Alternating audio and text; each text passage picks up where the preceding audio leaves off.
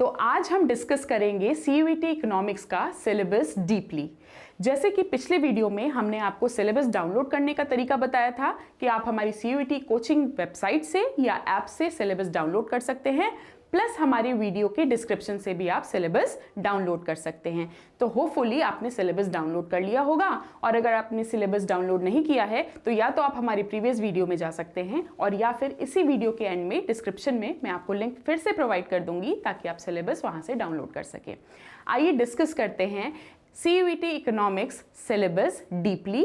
क्या चीज़ें हैं जो इस सिलेबस में ऐड ऑन होनी हैं, क्या चीज़ें हैं जो इस सिलेबस में नहीं दी गई हैं लेकिन फिर भी उससे क्वेश्चंस पूछे जाते हैं, ये सारी चीज़ें हम डिस्कस करेंगे। प्लस कुछ बच्चों की और क्वेरीज आ रही थी पहली वीडियोस के बाद कि किस यूनिट से कितने मार्क्स के क्वेश्चंस आते हैं और कितने क्वेश्चंस आने के चांसेस हैं, सो दैट हमारी प्रिपरेशन के लिए हम एक रोड मैप सेट कर सके। तो आइए ये सारी चीज़ें हम डिस्कस करते हैं। सबसे पहली बात है कि यहाँ पर अगर आप स्टेट बोर्ड सीबीएसई या आईएससी के हिसाब से चलें तो सिर्फ इकोनॉमिक्स के अलावा आपको बिजनेस इकोनॉमिक्स भी पढ़नी पड़ेगी, जो कि आपके आईएससी, सीबीएसई या किसी भी बोर्ड के सिलेबस में नहीं दे रखा है। तो कुछ एडिशनल चीज़ें भी हमें पढ़नी पड़ेंगी जिसके बारे में हम डीपली डिस्कस करेंगे। सबसे पहली चीज़ है कि सीयूईटी के एग्जाम में for economics 50 questions are given, यानी 50 क्वेश्चन दिए होते हैं। इन क्वेश्चंस में से आपको सिलेक्ट करके कोई भी 40 क्वेश्चंस करने होते हैं। नाउ हर सही क्वेश्चन के लिए आपको +5 मिलेगा और हर गलत क्वेश्चन के लिए आपको -1, यानी कि आपके मैक्सिमम मार्क्स जो हैं वो 200 भी हो सकते हैं और मिनिमम मार्क्स आपके -40 भी हो सकते हैं, जो कि आपके लिए बिल्कुल भी ठीक नहीं है। इसीलिए आपको बहुत अच्छे से इसकी प्रिपरेशन करनी पड़ेगी। लाइए बात करते हैं हम यूनिट 1 के बारे में, जो कि आपकी इंट्रोडक्शन टू माइक्रो इकोनॉमिक्स है। नाउ ये वाला जो पोर्शन है आपकी आईएससी और सीबीएसई दोनों बुक्स में दे रखा है, लेकिन आईएससी के सिलेबस से ये बहुत पहले ही रिमूव हो चुका है। इसका मतलब है कि इसको भी आपको पढ़ना पड़ेगा अगर आपको सीयूईटी की प्रिपरेशन अच्छे से करनी है। तो यहाँ पर मैं आपको बताना चाहूंगी कि इस वाले यूनिट से आपको 1 क्वेश्चन आता है, यानी कि एक क्वेश्चन आपके लिए दिया जाता है और लगभग आप यहाँ से 5 मार्क्स अटेन कर सकते हैं, यानी कि अगर ये आपने यूनिट अच्छे से कर ली तो आपको 5 मार्क्स मिलेंगे। अब आप कहोगे 5 मार्क्स हमारे लिए क्यों इंपॉर्टेंट है? क्योंकि -1 से तो बेटर है कि आप 5 मार्क्स ले आएँ, आपके आंसर सारे एकदम सही हों। हम सेकेंड यूनिट की बात करते हैं। सेकेंड यूनिट की बात करते हैं तो इसमें आ गया है consumer behaviour and demand.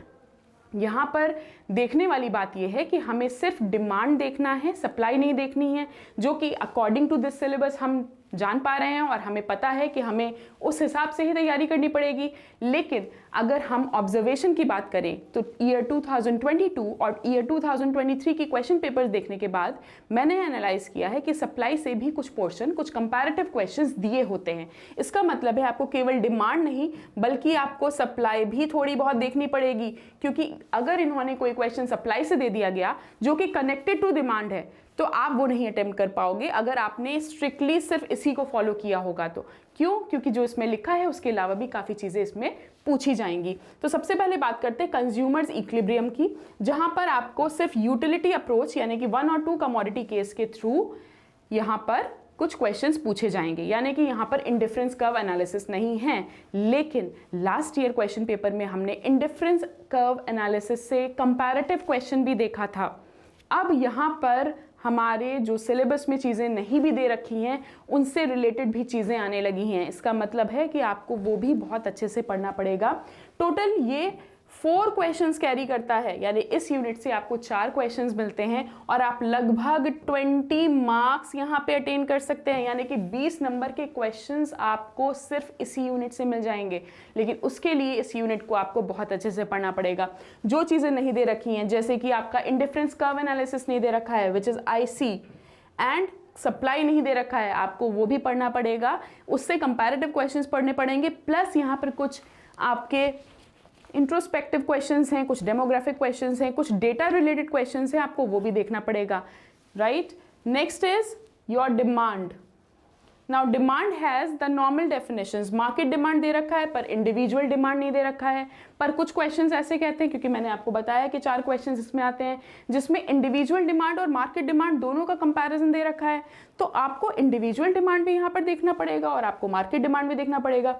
Determinants of demand हम सब जानते हैं, determinants are the factors which affect the demand, वो सारी चीजें हमें देखनी पड़ेंगी। शेड्यूल्स हैं, कर्व्स हैं, वो सारी चीजें देखनी पड़ेंगी। कई बार ऐसा होता है कि आपको कर्व रिलेटेड क्वेश्चन दिया होगा, एक कर्व बना होगा, उसको एनालाइज करके आपको अपना आंसर देना पड़ेगा। एनालिसिस वाले क्वेश्चंस भी यहाँ पर हैं, तो आपको वो भी बहुत अच्छे से पढ़ना पड़ेगा। केवल आप थियोरी पे नहीं जा सकते, क्योंकि CUET is all about your multiple choice questions, MCQs आते हैं। तो इसका मतलब है कि आपके आंसर्स की लेंथ पे यहाँ पर मार्क्स नहीं मिलने वाले, बल्कि आप एग्जैक्टली कौन सा आंसर सिलेक्ट करते हो या चूज करते हो उस पर आपको मार्क्स मिलने वाले हैं। Next is your movement and shifts, ये भी डिमांड कर्व्स ही हैं, इनकी भी एनालिसिस आ सकती है कि एक कर्व बनाकर आपको दे दिया और आपसे पूछा गया कि इसमें क्या चेंजेस हो रहे हैं, पॉइंट ए है टू पॉइंट बी है, वो सब हम हर एक क्लास में हर एक यूनिट के हिसाब से डीपली डिस्कस करेंगे। Next is price elasticity of demand, इसके मेजरमेंट के मेथड्स कौन कौन से हैं, प्लस एक मेथड को दूसरे मेथड में कैसे कन्वर्ट किया जाए, आंसर्स में क्या वेरिएशंस आ सकते हैं, ये सारे तरह के क्वेश्चन दिए होंगे। केवल वो डायरेक्टली आपको क्वेश्चन देकर आपसे नहीं पूछेंगे कि आप इसे कैसे सॉल्व कर रहे हो, तो आपको सिंपल फॉर्मूला लगा के उसे सॉल्व नहीं करना है, बल्कि कंपैरेटिव क्वेश्चन जब होते हैं तो आपको बताना होता है which one is less elastic, which one is more elastic. Another thing जो मैंने आपको शुरुआत में बताई थी कि आपको 1 मिनट से ज़्यादा एक क्वेश्चन में नहीं देना है। इसका मतलब है कि अगर आपको 40 क्वेश्चंस अटेम्प्ट करने हैं और आपके पास सिर्फ 45 मिनट्स दे रखे हैं, तो इसका मतलब है आपका एक क्वेश्चन 1 मिनट में होना चाहिए, उससे ज़्यादा नहीं। तो आप जितनी ज़्यादा प्रैक्टिस करोगे मेरे साथ, उतना ज़्यादा आपकी स्पीड अच्छी होगी और उतनी ही जल्दी आप ये क्वेश्चंस अटेम्प्ट कर पाओगे। So coming up to the next unit which is introductory macro economics. अब माइक्रो वाला पोर्शन में सिर्फ आपको डिमांड देखनी थी, सप्लाई का थोड़ा पोर्शन, आपका कंज्यूमर्स बिहेवियर और आपका micro macro economics, that's it. अब मैक्रो में मेन पोर्शन आता है जहां से आपके मार्क्स बनने शुरू हो जाएंगे। मैंने आपको बताया था कि माइक्रो के दोनों यूनिट से आपका फर्स्ट यूनिट पे एक क्वेश्चन आएगा और सेकेंड यूनिट से आपके 4 क्वेश्चन आएंगे।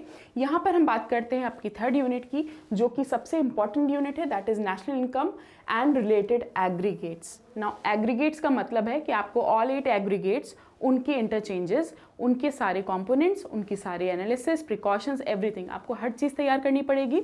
इसके अलावा इस वाली यूनिट से जो हैं आपके 6 क्वेश्चंस आते हैं। सो इसका मतलब हो गया कि अगर आप सीधे सीधे देखें तो आप 30 मार्क्स यहाँ से गेन कर सकते हैं। इसका मतलब है 30 नंबर के क्वेश्चंस आपको इसी यूनिट से मिल जाएंगे। अब यहाँ पर क्या क्या चीज़ें हैं, मैक्रो इकोनॉमिक्स, मैंने आपको बताया था शायद कि फर्स्ट यूनिट पे आपका दे रखा था सिर्फ माइक्रो इकोनॉमिक्स, यहाँ पर मैक्रो इकोनॉमिक्स लिखा हुआ है। इसका मतलब है माइक्रो और मैक्रो दोनों को मर्ज करके उनसे कंपैरेटिव क्वेश्चंस आ सकते हैं। So that is given in the syllabus. But हम क्या सोचते हैं, मैक्रो अलग लिखा है, माइक्रो अलग लिखा है, इसकी डेफिनेशन याद कर लो, इसकी डेफिनेशन याद कर लो, बस हो गया, पर ऐसा नहीं है। Next is circular flow of income की बात करते हैं। यहाँ पर 2 sector model with without capital market, leakages, injection, सब कुछ आ जाएगा। प्लस कितने सेक्टर इकोनॉमी हैं, सेक्टर्स कौन कौन से हैं, उनका इंटर रिलेशनशिप, उनके कंपोनेंट्स, उनकी इक्वेशंस, सारी चीज़ें आपको सब कुछ देखना पड़ेगा, विच is not given in the book. मतलब प्रॉपरली वो बुक में हर चीज़ नहीं दे रखी है, और अगर कुछ इनडायरेक्टली भी दे रखी है तो हम उसे जल्दी नहीं समझ पाते हैं। Next thing is concepts of GDP, GNP, ये आपके 4 एग्रीगेट्स दे रखे हैं, और मार्केट प्राइस और फैक्टर कॉस्ट अगर हम मिलाएं तो टोटल 8 एग्रीगेट्स हो जाते हैं, जो कि यहाँ पर दे रखा है। Related aggregates are actually the 8 aggregates जो कि हमें यहाँ पर पढ़ने पड़ेंगे डीपली। इसके बाद मेजरमेंट ऑफ नेशनल इनकम की बात करते हैं। तो मेजरमेंट का मतलब केवल ये नहीं होता है कि आप फॉर्मूला अप्लाई करो, आप कोई न्यूमेरिकल सॉल्व करो। ऐसा हो भी सकता है कि वो आपको एक भी न्यूमेरिकल ना दें, वो आपको कोई पैसेज दे दें, उससे रिलेटेड कुछ क्वेश्चंस पूछ लें, कोई लेटेस्ट डेटा दे दें, कंपैरेटिव स्टडी दे सकते हैं, 2 अलग अलग टाइप के मेथड्स के बीच में कंपैरिजन दे सकते हैं, सिमिलैरिटीज दे सकते हैं। तो you have to study its components very well. Now कुछ कंपोनेंट्स बुक में तो ब्रॉड कंपोनेंट्स दे रखे हैं यूनिट वाइज, बट उनकी सब यूनिट्स आर नॉट गिवन। सब यूनिट्स के लिए आपको हमारी वीडियो देखनी पड़ेगी, जो कि आपकी CUET कोचिंग की ऐप पे अवेलेबल होगी। इसके बाद बात करते हैं value added income method and expenditure method की। डीपली ये सारे मेथड्स आपको पढ़ने हैं, precautions, everything you have to study, plus interrelationships. Now interrelationships are not given in your book. आपको simply formula लगाकर कैसे solve करना है वो दिया हुआ है, components दे रखे हैं बट सब यूनिट्स नहीं दे रखी हैं। आपको सब यूनिट्स, components, हर चीज़ जो है वो हमारी क्लासेस में पता चलेंगी। इसके बाद यूनिट 4 की बात करते हैं। Unit 4 which is very important, that is determination of income and employment. Now determination of income and employment से हमारे पास लगभग 5 क्वेश्चंस आते हैं। मैं आपको ये भी बताऊंगी कि सबसे ज़्यादा क्वेश्चन कौन सी यूनिट से आ सकते हैं जहां से आप बहुत अच्छे से स्कोर कर सकते हो, और वो यूनिट बहुत ज़्यादा डिफिकल्ट भी नहीं है, it is very easy. So determination of income and employment की बात करते हैं। सबसे पहली बात, aggregate demand, aggregate supply and there components. Now aggregate supply term तो दिया हुआ है लेकिन सप्लाई टर्म नहीं दिया हुआ था हमारी फर्स्ट यूनिट पे, सेकेंड यूनिट पे, तो सप्लाई टर्म भी हमें पढ़ना है। अगर एग्रीगेट सप्लाई दे रखा है तो we have to study the individual supply और we have to study the normal supply curve, schedules, everything, because comparative questions will always be there.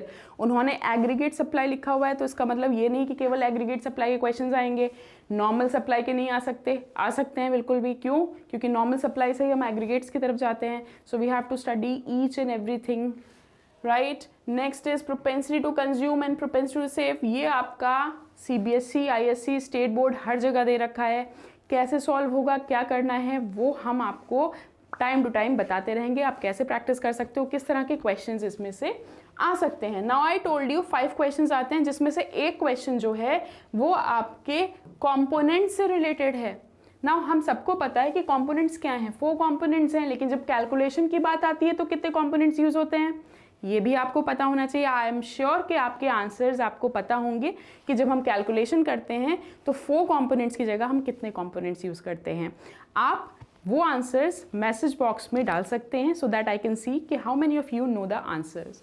Now meaning of involuntary unemployment and full employment, ये पूरा theoretical part है but comparatively आपको देखना पड़ेगा कि involuntary और full employment में क्या डिफरेंस है। क्यों? क्योंकि ये रिलेटेड टू कर्व्स है। यहाँ कर्व्स वाले क्वेश्चंस आते हैं, यानी कि आपको सिंपली कोई कर्व दिया होगा, आपको एनालाइज करना होगा कि उसे आप कैसे सॉल्व करोगे या उसमें क्या क्या चीज़ें हैं जो आप एड ऑन कर सकते हो और क्या क्या चीज़ें हैं जो उसमें अगर हमने हटा दी या चेंज कर दी तो उससे क्या चेंजेस होंगे इकोनॉमी में। बहुत सारे क्वेश्चंस हैं जो कि ग्राफ से रिलेटेड हैं, सिर्फ आपको ग्राफ ऑब्जर्व करना है। और हम में से कई ज़्यादा बच्चे ऐसे होते हैं जो सिर्फ ग्राफ देखते रह जाते हैं और क्वेश्चंस तो कर ही नहीं पाते हैं। एंड रिमेंबर, हमें सिर्फ 1 मिनट देना है क्वेश्चन के लिए। वो स्पीड हम तब लाएंगे जब हम प्रैक्टिस में आएंगे, एज हमारे पास ज़्यादा टाइम नहीं बचा है। आगे बढ़ते हैं, determination of income and employment 2 sector model. I told you that जब हम कैलकुलेशन करते हैं तो कितने सेक्टर्स होते हैं, आई थिंक आपको आंसर मिल गया होगा, वो यहीं पर दिया हुआ है। It is 2 sector model. So 2 sector model में कौन से कंपोनेंट्स आते हैं? अब वो 2 सेक्टर्स कौन कौन से हैं आप मुझे बताइएगा। आपको पता है कि 4 सेक्टर हम पढ़ते हैं लेकिन हम कैलकुलेशन में 2 सेक्टर्स यूज़ करते हैं, बट कौन से 2 सेक्टर्स करते हैं? क्योंकि हमारे पास तो 4 सेक्टर्स हैं, उनमें से कौन से सेक्टर्स यूज़ करेंगे वो आप देख लीजिएगा। Concept of investment multiplier and it's working. Now investment multiplier का सिर्फ एक फॉर्मूला दे रखा है, आई मीन 3 फॉर्मूलाज दे रखे हैं और सिर्फ एक स्केड्यूल या टेबल दे रखा है जो कि according to our board exam sufficient है। बट इसकी वर्किंग क्या है? क्या इसकी वर्किंग दे रखी है? सिर्फ स्केड्यूल बनाने से क्या उसकी वर्किंग हमें पता चल जाएगी? उसका रोल क्या है हमारी इकोनॉमिक डेवलपमेंट में? हम उससे कैसे कैलकुलेशन कर सकते हैं? हो सकता है इसकी वर्किंग नेशनल इनकम के किसी एग्रीगेट से मिलती हुई हो सकता है कि 2 यूनिट्स को इन्होंने मर्ज करके एक क्वेश्चन बना दिया हो। जैसे कि मैंने आपको बताया कि यहाँ से 5 क्वेश्चंस आने वाले हैं और नेशनल इनकम से 6 क्वेश्चंस आने वाले हैं, तो हो सकता है कि इन दोनों कंपोनेंट्स या दोनों यूनिट्स को मिलाकर कोई एक क्वेश्चन आ जाए। हो सकता है ये 5 हो जाए और ये 6 हो जाए, या हो सकता है इसको हम एवरेज कर दें दोनों में से 5 क्वेश्चंस, तो ये भी चीज़ें हो सकती हैं। तो आपको ये चीज़ देखनी है कि क्वेश्चंस कैसे मर्ज होते हैं। नाउ बोर्ड्स में हमारे पास हर चैप्टर के डिफरेंट क्वेश्चंस होते हैं और 2 यूनिट्स को हम मर्ज नहीं करके देते हैं। बट यहाँ पर 2 यूनिट्स 3 यूनिट्स आपस में मर्ज हो सकती हैं और एक नया तरह का क्वेश्चन फॉर्म कर सकती हैं या फ्रेम कर सकती हैं। तो ये भी हमें यहाँ पर बहुत अच्छे से पढ़ने की ज़रूरत है। नाउ अब हम बात करते हैं नेक्स्ट कंपोनेंट्स की। तो हम बात करते हैं आपकी problems of excess and deficient demand, जिसके लिए आपको फुल एम्प्लॉयमेंट लेवल, इनवॉलंटरी और वॉलंटरी अनएम्प्लॉयमेंट, ये सारी चीज़ें पढ़नी पड़ेंगी। इससे रिलेटेड कर्व्स अलग अलग हैं। बुक में आपका सिर्फ फुल एम्प्लॉयमेंट कर्व दे रखा है, लेकिन बाकी तरह के कर्व्स आपकी बुक में नहीं अवेलेबल हैं। अब वो आप गूगल कर सकते हो, वहाँ से निकाल सकते हो, but I don't think so कि केवल कर्व देखने से आपको एक्सप्लेनेशन भी मिल जाएगा। एक्सप्लेनेशन के लिए आप हमारी क्लासेस रेफर कर सकते हो और वहाँ पर आप आराम से सीख सकते हो कि आपको अगर कंपैरेटिव क्वेश्चंस मिल जाएं तो आप उसे कैसे सॉल्व करोगे। बात करते हैं एक्सेस डिमांड, डेफिशिएंट डिमांड की। तो ऑब्वियसली कंडीशंस हैं, क्लास में मैं आपको बहुत डीपली बताऊंगी कि कैसी कंडीशंस हैं, कैसे कर्व्स होते हैं और कैसे ऑब्जर्वेटरी क्वेश्चंस यहाँ से आते हैं। Next is measures to correct. Now when we will study this that what is excess demand, what is deficient demand, उसको मेजर्स भी हमें देखने पड़ेंगे, कैसे उसे करेक्ट कर लिया जाए, कैसे उसे सही किया जाए, right. Availability of credit, change in government spending. Now availability of credit सिर्फ एक छोटी सी हेडिंग दे रखी है, 2 लाइंस दे रखी हैं आपकी बुक में। क्या उन 2 लाइन से आप इस बड़े कंपोनेंट को समझ सकते हो? बिल्कुल भी नहीं। आपको सिर्फ एक आइडिया लग जाएगा, लेकिन जब एग्जाम में सामने आपके क्वेश्चंस आएंगे, आप कैसे उसे सॉल्व करने वाले हो, ये सारी चीज़ें हम यहाँ पर डिस्कस करेंगे, because these questions are really really important. जितने ज़्यादा क्वेश्चंस इससे रिलेटेड हम सॉल्व कर लेंगे, उतनी ज़्यादा हमारे चांसेस होंगे CVT क्रैक करने के लिए, क्योंकि हम सभी को अच्छी यूनिवर्सिटीज़ एंड कॉलेजेस चाहिए, right. Next unit is unit 5, जिसके बारे में हम अभी तक बात कर रहे थे। इस यूनिट से सबसे ज़्यादा मार्क्स के क्वेश्चंस आते हैं। कितने मार्क्स के? अगर यहाँ से 9 क्वेश्चंस आ रहे हैं, अप्रॉक्स 9 क्वेश्चंस आ रहे हैं, तो लगभग यहाँ से हमारे पास 45 मार्क्स के क्वेश्चंस आ रहे हैं। इसका मतलब ये है कि अगर हम देखें तो 200 नंबर में से 45 मार्क्स के क्वेश्चंस सिर्फ इसी वाली यूनिट से आ रहे हैं, जबकि हमें लगता है कि यूनिट तो बहुत ईजी है हमारे लिए, लेकिन इससे रिलेटेड जो भी क्वेश्चंस अभी तक ऑब्जर्व किए गए हैं वो सारे बहुत डिफिकल्ट हैं। इसका मतलब है कि सबसे ईजीएस्ट यूनिट से जितने भी क्वेश्चंस दिए गए हैं वो बहुत ज़्यादा डिफिकल्ट हैं। उससे आपको डिफरेंट इन्फोग्राफिक टाइप के क्वेश्चंस दिए जा सकते हैं। इन्फोग्राफिक क्या होता है? इसमें आपको पिक्चर्स दी होंगी, कुछ डेटाज दिए गए होंगे, आपको पैराग्राफ्स दिए गए होंगे, 2, 3, 4 पैराग्राफ एक साथ दे रखे हैं। अब आप उसे सॉल्व करिए। 4 पैराग्राफ पढ़ने में भी आपको कम से कम 4 मिनट तो लगेगा ही, तो आपका टाइम तो वहाँ पर ही इन्होंने ले लिया है।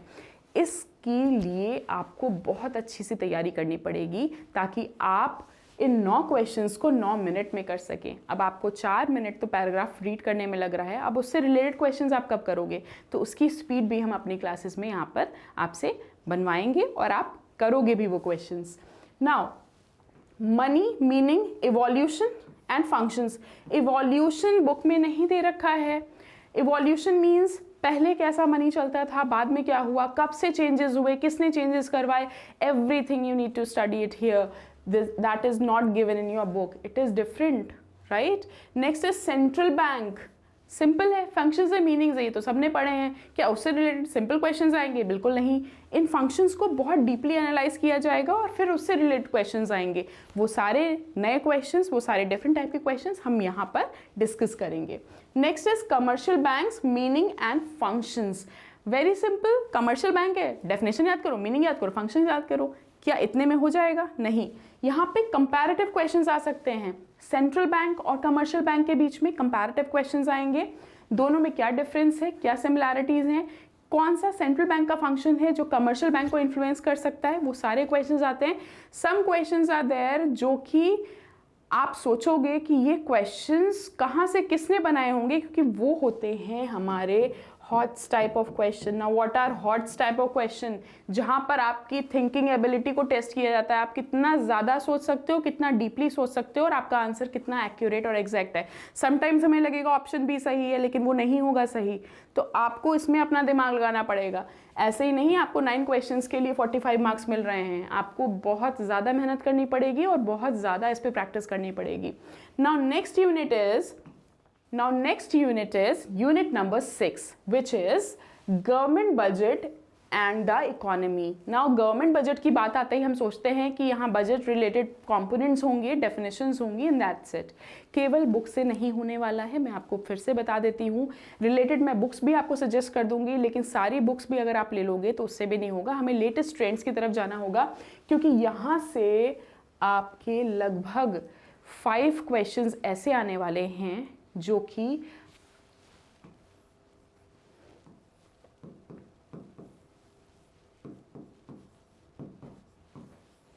Now let's talk about this question 5 questions जो आने वाले हैं वो आपके पैराग्राफ से आने वाले हैं, यानी कि 5 क्वेश्चंस आपके डेटाज, लेटेस्ट ट्रेंड्स, इन सब चीज़ों से आएंगे, और ओनली 2 क्वेश्चंस आर देयर जो कि आपके इनकी डेफिनेशंस, इनकी क्लासिफिकेशंस, इनके ऑब्जेक्टिव्स वहाँ से आएंगे। तो इसका मतलब है अगर आपको 5 क्वेश्चंस बहुत अच्छे से करने हैं तो आपको लेटेस्ट ट्रेंड्स, हर चीज़ बहुत अच्छे से पढ़नी पड़ेगी। नाउ लेटेस्ट डेटाज आप कैसे रट सकते हो, आप कहाँ से वो डेटाज लाओगे, आप कैसे उसे लर्न करोगे, और प्लस क्या क्या चीज़ें आ सकती हैं, कैसे पैसेजेस हो सकते हैं, वो सारे कैसे कॉम्प्रिहेंशंस आ सकते हैं, वो सारी चीज़ें हम आपसे डीपली इस क्लास में, नेक्स्ट क्लास में डिस्कस करेंगे। Next is objectives of government budget. Government budget, meaning and it's components, right. So meaning components के बारे में मैंने अभी आपको बताया कि मीनिंग पढ़नी है, कंपोनेंट्स पढ़ने हैं, लेकिन कंपोनेंट्स कौन सा कंपोनेंट कहाँ एप्लीकेबल है ये भी चीज़ें हमें पता होनी चाहिए। तो वी शुड नो कि कौन सा कंपोनेंट है, कहाँ एप्लीकेबल है, क्योंकि यहाँ पे जो ये 5 क्वेश्चंस है ना, ये 5 क्वेश्चंस जो हैं वो आपके थियरी बेस्ड नहीं है, 5 क्वेश्चंस आपके एप्लीकेशन बेस्ड हैं, जहाँ पर आपको ऐसे क्वेश्चंस मिलेंगे जिससे आप सोचोगे कि हाँ इन क्वेश्चंस में क्या क्या आंसर्स निकल सकते हैं, क्योंकि आपने जो पढ़ा होगा नॉर्मल डेफिनेशन, नॉर्मल कंपोनेंट्स, उनसे काफ़ी डिफरेंट क्वेश्चंस होंगे। Next is objectives of government budget. So objectives की बात कर लेते हैं। गवर्नमेंट बजट क्यों बनाया जाता है, क्या रीजंस है, नॉर्मल थियरी है, तो ये अगर आपके किसी क्वेश्चन में आएगा तो ये आपके इन 2 क्वेश्चंस में से किसी एक में आएगा, क्योंकि ये 2 क्वेश्चंस बहुत सिंपल आने वाले हैं। 5 क्वेश्चंस विल बी डिफिकल्ट, तो 5 क्वेश्चंस अगर आप अच्छे से नहीं पढ़ोगे, अच्छे से एनालिसिस नहीं करोगे, तो ये आपके 5 क्वेश्चंस के मार्क्स चले जाएंगे। नियरली 5 क्वेश्चंस के लिए आपको 25 मार्क्स होने पड़ सकते हैं अगर आप इसकी अच्छे से प्रैक्टिस या प्रिपरेशन नहीं करोगे। Next is classification of receipts, revenue, capital receipts, we all have studied, आपके सीबीएसई में भी, आईएससी में भी है, सारी चीज़ें दे रखी हैं। Classification of expenditure, revenue expenditure, capital expenditure, calculations होंगी फिर इसमें, plan, non plan, developmental, non developmental, normal definitions are given in the book, but हमें ये चीज़ पता होनी चाहिए कि कौन से एक्सपेंडिचर को हम डेवलपमेंटल बोल सकते हैं, कौन से को नॉन डेवलपमेंटल। अगर आपने कुछ गड़बड़ कर दिया, ऑप्शन इधर उधर हो गए, नेगेटिव मार्किंग है, right. Next is balanced budget, surplus, deficit, implications, everything. Balance budget क्या होता है, सरप्लस क्या है, डेफिसिट क्या है, ये चीज़ें आपको बुक से आराम से मिल जाएंगी, ये चीज़ें आप बुक से पढ़ सकते हो, इसको समझ सकते हो, बट इससे रिलेटेड क्वेश्चंस आपको हमारी CUET इकोनॉमिक्स क्लासेस में मिलेंगे, right. Next is revenue deficit, fiscal deficit, these are the normal calculation जिसमें फॉर्मूलाज थे, बट इनके इम्प्लीकेशंस भी हैं, इनके प्रिकॉशंस भी हैं, इनसे रिलेटेड सारी चीज़ें हैं। Plus fiscal deficit is somehow related to revenue deficit. तो suppose there is a numerical question in which they have given the value of some fiscal deficit and you have to identify the value of revenue deficit. आप कैसे value निकालोगे कि आपको fiscal deficit दिया है, primary deficit निकालना है, revenue deficit दे रखा है, कुछ और दे रखा है, आप कैसे उसको कनेक्ट करोगे, कैसे निकालोगे, ये सारी चीज़ें, ये सारे ऑब्जर्वेशंस आपको प्रैक्टिस के थ्रू पता चलेंगे। और आपको मैं बता चुकी हूँ कि 2 क्वेश्चंस बहुत इजी होंगे और 5 क्वेश्चंस जो हैं वो बहुत डिफिकल्ट जोन से आने वाले हैं इस यूनिट से, तो इसे हमें बहुत अच्छे से पढ़ना है। Now next unit is unit number 7। Unit number 7 जो है आपकी, that is balance of payment. Balance of payment से हमने ऑब्जर्व जो किया है वो ये है कि बहुत ज़्यादा क्वेश्चंस तो नहीं आते हैं, क्योंकि हमने बाकी यूनिट से देखा है किसी में आपके 4 क्वेश्चंस आ रहे हैं, किसी में 5 आ रहे हैं, किसी में 7 आ रहे हैं, किसी में 9 आ रहे हैं। यहाँ पे हमने जो ऑब्जर्व किया है, यहाँ पर 1 से 2 क्वेश्चंस ही आते हैं, सिर्फ 2 क्वेश्चंस आते हैं। The reason is balance of payment is actually a very small chapter. दो आपकी बुक में 7-8 पेज हो सकते हैं, 10 पेज का चैप्टर हो सकता है, बट इसको जब हम पढ़ाएंगे और जब पढ़ेंगे वेरी कंपाइल्ड फॉर्म में मुश्किल से 2 पेज का चैप्टर है। इसमें बहुत ज़्यादा क्वेश्चंस डेवलप नहीं होते हैं क्योंकि ऑलरेडी हमारे पास, अगर हम बात करें कॉम्प्रिहेंशन वाले क्वेश्चंस की या डेमोग्राफिक क्वेश्चंस की या इन्फोग्राफिक क्वेश्चंस की, तो हमें बहुत डेटा वाले क्वेश्चंस मिल चुके होते हैं इसकी अबव यूनिट्स से, ठीक है। तो बैलेंस ऑफ पेमेंट जो है इसमें बहुत सिंपल 2 क्वेश्चंस बनते हैं।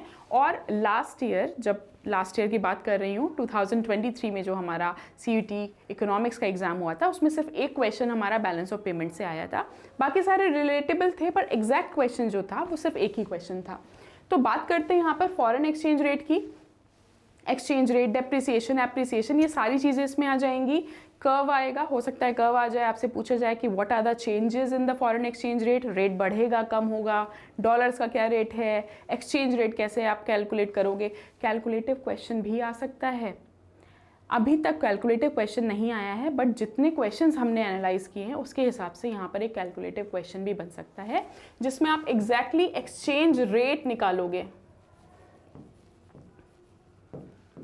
रेट ऑफ एक्सचेंज कैसे निकाला जाए, उसकी कैलकुलेशन कैसी होती है, ये आप हमारी क्लासेस में आराम से सीख सकते हैं। Next is fixed and flexible सिखाया जा रहा है। मेरिट्स डीमेरिट्स बुक में नहीं दे रखे हैं। अगर आप ISC CBSE बुक में देखोगे तो मेरिट्स डीमेरिट्स उन्होंने नहीं दे रखा। ISC में तो बिल्कुल नहीं दे रखा है। CBSE में अगर उन्होंने दिया होगा किसी और हेड या हेडिंग के थ्रू दिया होगा, थोड़ा बहुत, ज़्यादा डीपली उन्होंने इसको डिस्कस नहीं किया है।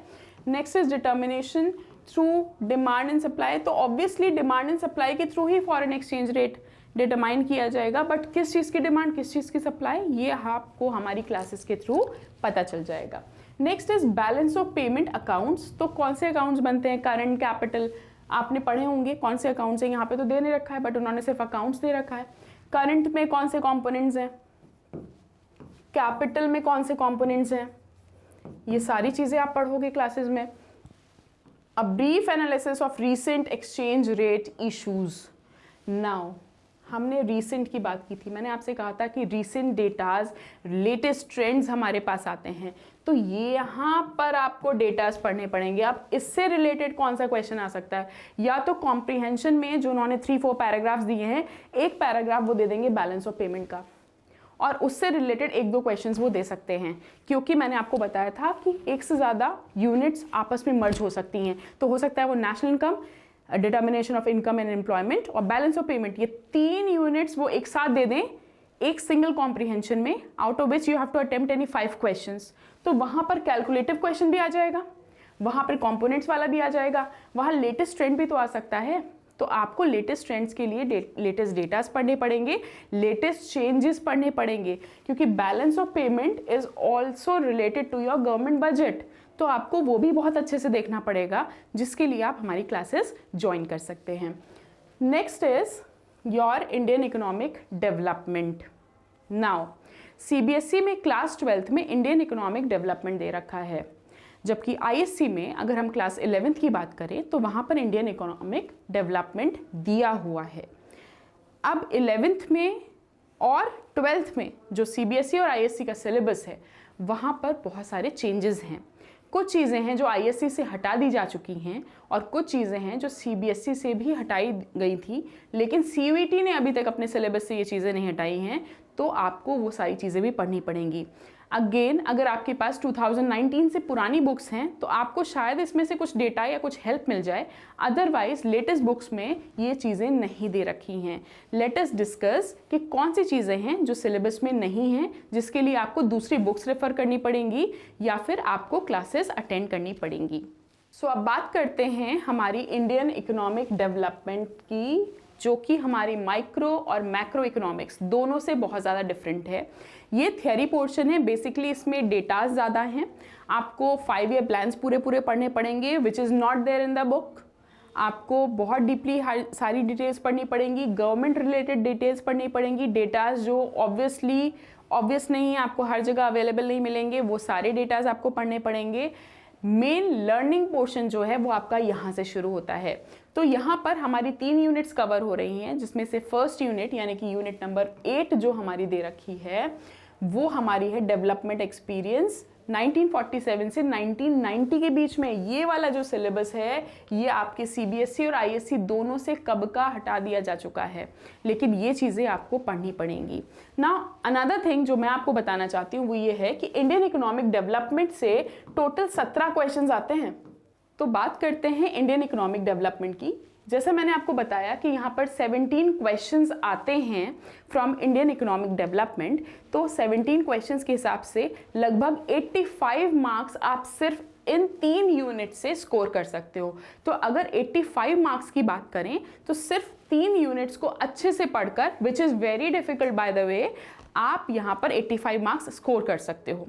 200 नंबर में से 85 मार्क्स अगर मिल रहा है इन 3 यूनिट्स को पढ़कर तो आपके लिए बहुत अच्छी बात है, लेकिन आपको डेटास कहाँ से मिलेंगे, आपको इन्फॉर्मेशन कहाँ से मिलेगी, किस तरह के क्वेश्चंस आते हैं, आप कैसे उसे सॉल्व करेंगे, ये सारी चीज़ें हमारी सीयूईटी कोचिंग क्लासेस में आपको मिल जाएंगी। बात करते हैं डेवलपमेंट एक्सपीरियंस 1947 से 1990 के बीच में। ये चीज़ ऑलरेडी सिलेबस से हटाई जा चुकी है, ये आपको आपकी बुक्स में नहीं मिलेगी, लेकिन इससे रिलेटेड सारे बुक्स, डेटाज, सारे नोट्स, हर चीज़ आपको हम प्रोवाइड करेंगे through our coaching classes. Next, and economic reforms since 1991. Now economic reforms, new economic reforms 1991, सब लोग जानते हैं इसके बारे में, which was LPG model. LPG model से रिलेटेड स्टोरीज, LPG मॉडल से रिलेटेड जितने भी डेटाज हैं, LPG मॉडल से रिलेटेड जितनी भी सारी चीज़ें हैं, वो सारी आपकी किताब में नहीं दे रखी है। इसका मतलब है सिर्फ डेफिनेशंस दे रखे हैं, LPG मॉडल क्यों आया था, न्यू इकोनॉमिक पॉलिसी क्यों आई थी, उससे पहले कौन कौन सी प्रॉब्लम्स हुई थी। आईएससी में थोड़ा बहुत एक्सप्लेन किया गया है, सीबीएसई में उतना भी एक्सप्लेन नहीं किया गया है। आपको LPG मॉडल बहुत अच्छे से पढ़ना पड़ेगा, क्योंकि इससे रिलेटेड ऑब्वियसली 17 क्वेश्चंस आ रहे हैं इन तीनों यूनिट से, इससे रिलेटेड एक क्वेश्चन तो बिल्कुल ही आएगा, राइट। तो आपको देखना पड़ेगा कि LPG मॉडल क्या है, न्यू इकोनॉमिक पॉलिसी क्या थी, उससे पहले 1947 के बाद और 1990 से पहले क्या क्या चीज़ें चल रही थी, गवर्नमेंट ने कौन कौन सी चीज़ें थी जो चेंज की थी, कौन कौन से रूल्स थे, रिस्ट्रिक्शंस थे, रेगुलेशंस थे जो अप्लाई किए थे, बिजनेस पॉलिसीज़ क्या थी, वो सारी चीज़ें हमें देखनी पड़ेंगी। Now, next is a brief introduction of the state of Indian economic development on the eve of independence. तो independence कब हुई थी? 1947. Obviously, ये पूरी चीज़ें यहाँ पर आ गई हैं, आपको ये सारी चीज़ें पढ़नी पड़ेंगी। गवर्नमेंट के गोल्स क्या थे, एजेंडाज क्या थे, रूल्स एंड रेगुलेशंस क्या थे, न्यू इकोनॉमिक पॉलिसी क्यों आई है, क्या उसकी रिक्वायरमेंट है और बेनिफिट्स क्या हैं, ये सारी चीज़ें आपको यहाँ पढ़नी पड़ेंगी, जिससे रिलेटेड एटलीस्ट 2 क्वेश्चंस तो आपको एग्जाम में मिलने ही वाले हैं। Next is main features, problems and policies of agriculture.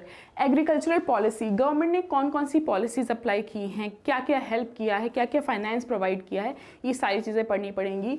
Now institutional aspects देखने हैं, न्यू एग्रीकल्चरल स्ट्रैटेजी, या मैंने बताया था न्यू एग्रीकल्चरल पॉलिसी क्या आई थी, क्यों उस पर फोकस किया गया, क्योंकि हमें पता है first 5 year plan it's all about agriculture. जब हमें आज़ादी मिली थी उसके बाद जब हमारे 5 ईयर प्लान्स बन रहे थे 1951 से, उस टाइम से एग्रीकल्चर पे ज़्यादा फोकस किया गया है, क्योंकि हमारी इकोनॉमी जो है वो एग्रीकल्चरल बेस्ड इकोनॉमी है। तो उस हिसाब से इनसे related latest data. Now industry आ गई, इंडस्ट्री कब आई थी? सेकेंड 5 ईयर प्लान में। तो हमें ये देखना है फर्स्ट 5 ईयर प्लान में क्या चीज़ें थी, किस पे क्या फोकस किया गया, कितना बजट था, कितने आउटकम्स थे, कितने टारगेट्स थे।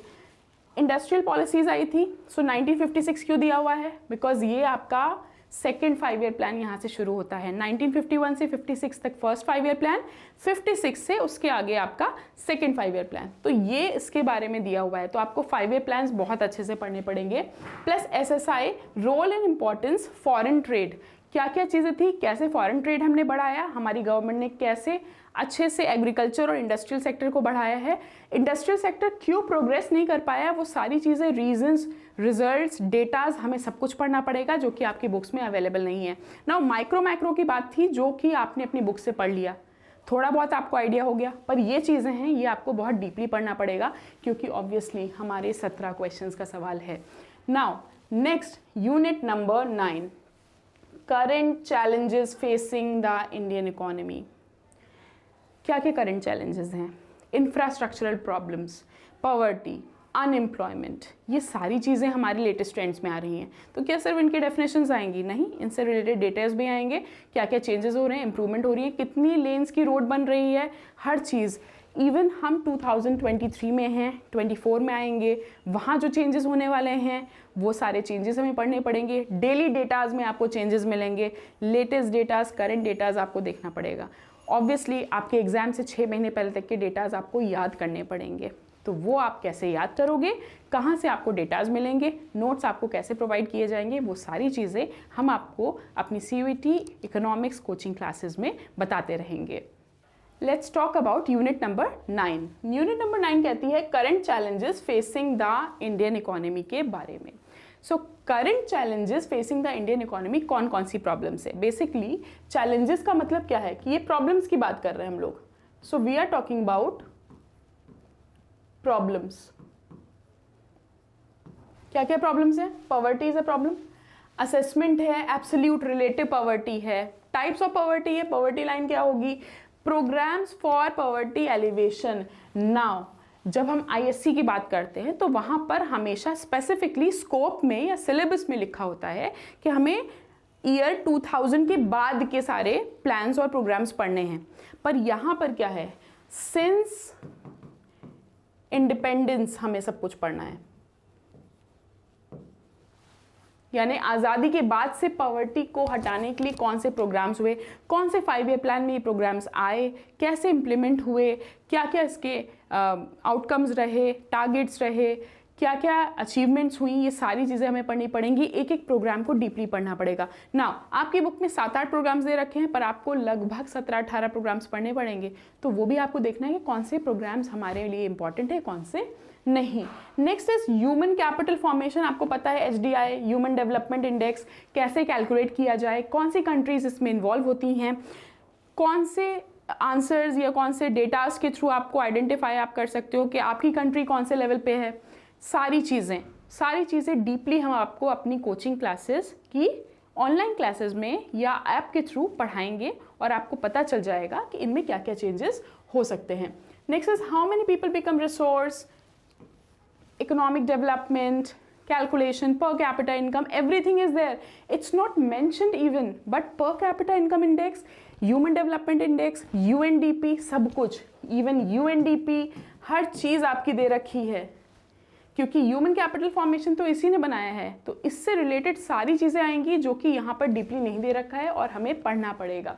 नेक्स्ट इज रूरल डेवलपमेंट, कौन से इश्यूज हैं, ऑब्वियसली रूरल क्रेडिट सोसाइटीज़ हैं, तो इसका मतलब है कि यहाँ पर और कुछ तो नहीं लिखा है, क्रेडिट एंड मार्केटिंग लिखा है, पर क्या यहाँ पर आपका नाबार्ड नहीं आएगा? बिल्कुल आएगा, आपको नाबार्ड की स्टडी करनी पड़ेगी। फिर NABARD obviously it is related to RBI, तो आपको RBI भी देखना पड़ेगा, उन्होंने कौन से नॉर्म्स बनाए हैं रूरल डेवलपमेंट क्रेडिट के लिए, उसकी मार्केटिंग के लिए उन्होंने क्या किया है। तो ऑब्वियसली कोऑपरेटिव सोसाइटीज़ आ जाएंगी इसमें, सेल्फ हेल्प ग्रुप्स आ जाएंगे इसमें, ये सारी चीज़ें इसमें आ रही हैं which is not mention in the scope, which is not mention here in the syllabus. So you also have to see कि कौन कौन सी चीज़ें हैं, कौन कौन से सोसाइटीज़ हैं जो हेल्प करती हैं in the rural development, right. Next is employment.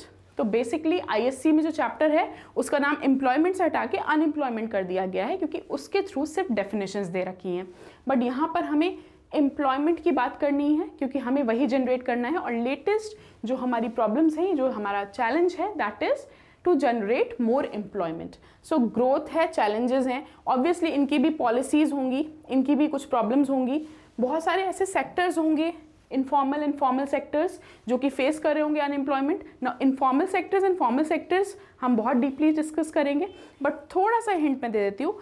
Formal sectors जहाँ पर ऑब्वियसली एक वर्क टाइम होता है, हर चीज़ मैनेज्ड होती है, और इनफॉर्मल का मतलब हो गया जैसे लेबर्स हमारे काम कर रहे हैं, ऑब्वियसली हम टीचर को भी लेबर बोलेंगे, बट लेबर का मतलब हो गया जो फिजिकल लेबर ज़्यादा करते हैं, तो हम उन सेक्टर्स के बारे में बहुत डीपली डिस्कस करेंगे। Next is infrastructure. ऑब्वियसली किसी कंट्री की ग्रोथ या डेवलपमेंट उसके इंफ्रास्ट्रक्चर से पता चलती है।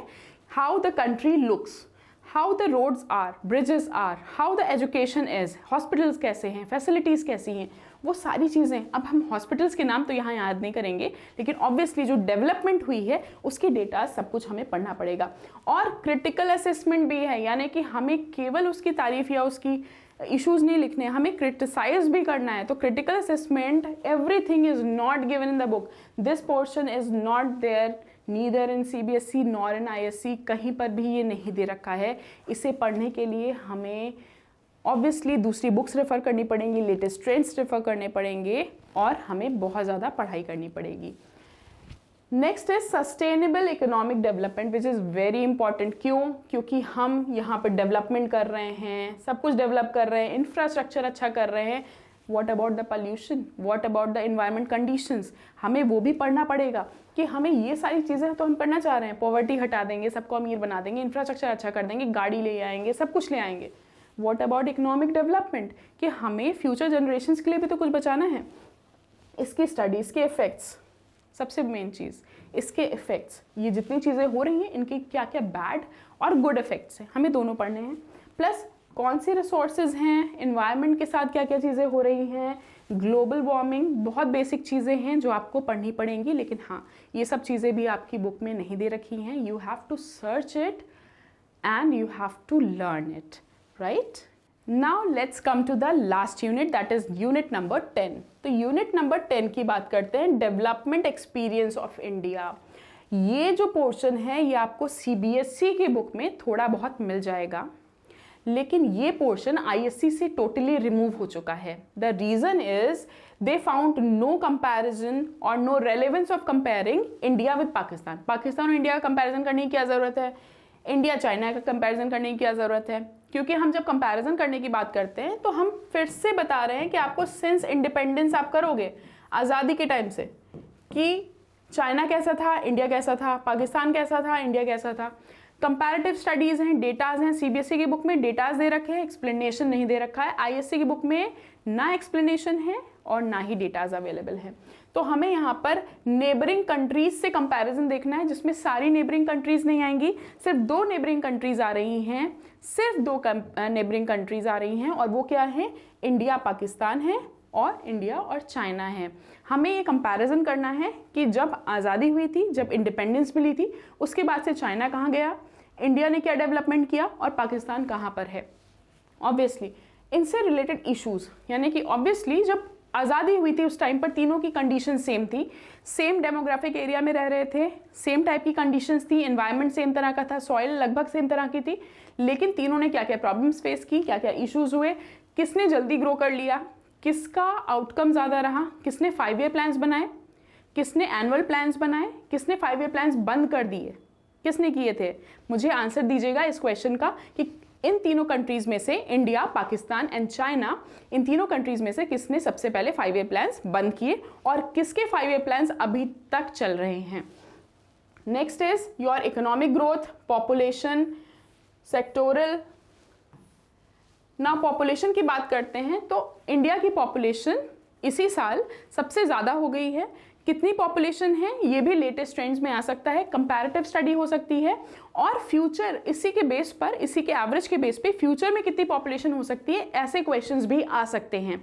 सो ऑब्वियसली हमें इसके लिए बहुत अच्छे से पढ़ाई करनी पड़ेगी। इकोनॉमिक ग्रोथ देख लीजिए आप, सेक्टोरल डेवलपमेंट, ये सारे डेटाज हैं, पूरे डेटा हैं, यानी कि आपको सारे डेटा पढ़ने पड़ेंगे, लेटेस्ट ट्रेंड्स पढ़ने पड़ेंगे, और obviously at the time of independence वाले भी डेटा पढ़ने पड़ेंगे। तो यानी कि 1947 से अगर आप ईयर 2023 की बात करो या 24 की बात करो तो आपको पूरी प्रोग्रेस, हर चीज़, कहाँ कहाँ डेवलपमेंट हुआ, रूरल डेवलपमेंट हुई या नहीं, इंफ्रास्ट्रक्चर कैसे डेवलप हुआ और क्या क्या चीज़ें हुई, वो सारी चीज़ें आपको यहाँ पर पढ़नी पड़ेंगी। So this is also very important unit. और इस पर्टिकुलर यूनिट से, क्योंकि मैंने बताया था कि ओवरऑल तीनों यूनिट से 17 क्वेश्चंस आते हैं, इससे 2 क्वेश्चंस आपके आराम से बनते हैं, क्योंकि आपके 5 ईयर प्लान से रिलेटेड क्वेश्चन भी आ जाएंगे, प्लस कंपैरेटिव डेटा से भी आ जाएंगे, और अगर यहाँ से आपका कोई कॉम्प्रिहेंसिव क्वेश्चन आ गया तो सीधे 5 क्वेश्चन आएंगे।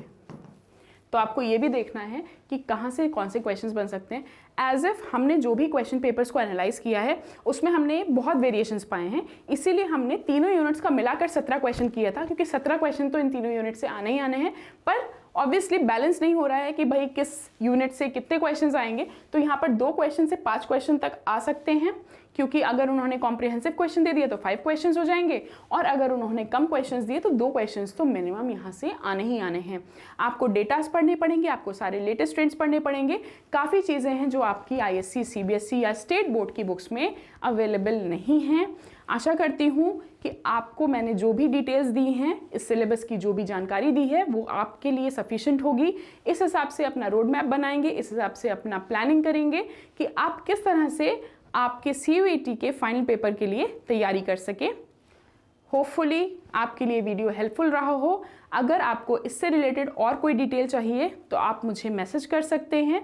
इसी वीडियो के एंड में डिस्क्रिप्शन दे रखा है, सिलेबस वहाँ से डाउनलोड कर सकते हैं, एक बार अपनी बुक से टैली कर सकते हैं। कुछ और रेफरल बुक्स चाहिए हो, आपको क्लासेस अटेंड करनी हो, तो आप हमारी वीडियोस देख सकते हैं। Thank you so much everyone.